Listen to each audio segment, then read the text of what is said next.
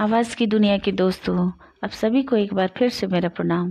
कहते हैं दोस्तों, पहले रिश्तों का बहुत महत्व था, लेकिन आज के ज़माने में रिश्ते रह कहाँ गए। आजकल तो man is nothing without money. पैसे के बिना मनुष्य कुछ भी नहीं है। यही कहानी है रामू नाम के व्यक्ति की। उसकी बहन बहुत दूर ब्याह करके चली गई थी, कभी नहीं आती थी, क्योंकि रामू की पत्नी बहुत ही झगड़ालू और गुस्सैल थी। राखी के दिन एक दिन उसकी पत्नी आई। संजोग से रामू नहीं था, तो रामू की पत्नी ने कहा, अरे आपके भैया तो 10 दिन के लिए परदेश गए हैं, आप भी चले जाइए। वो है ही नहीं तो किसको राखी बांधेंगी। तो कहा, ठीक है भाभी, ये राखी रख लीजिए। जब जाने लगी तो बहुत फटी हुई साड़ी ला के उसको दी रामू की पत्नी, और बोली कि लीजिए, राखी में कुछ तो देना ही न पड़ेगा। उसकी बहन ने कहा कि भाभी ये तो बहुत तार तार हो चुकी है।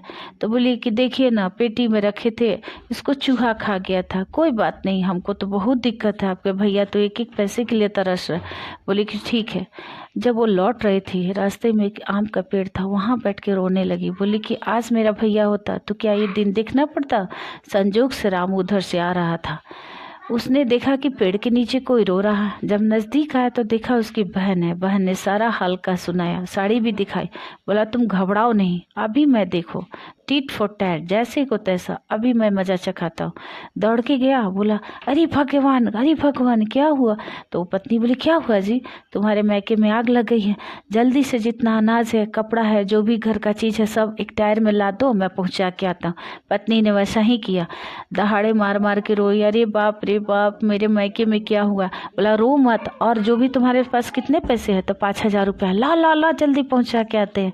वो सब पैसा लेके गाड़ी में लेके वहाँ अपने पेड़ के पास पहुँचा। अपनी बहन को बोला कि चल बहन, गाड़ी में बैठ, ये 5,000 रुपया रख, चल, अनाज से भरा गाड़ी है, कपड़ा है। शान से अपनी बहन को उसके ससुराल पहुँचा और सब सामान दे के बोला, अब बहन आराम से रहो।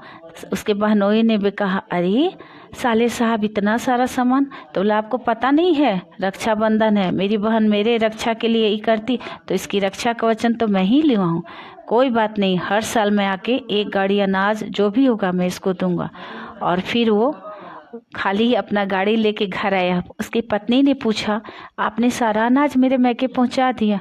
हाँ भाग्यवान, पहुंचाया नहीं, अब तुम आराम से रहो। तो कहते हैं दोस्तों, कभी कभी जैसे को तैसा करना ही पड़ता है ना दोस्तों।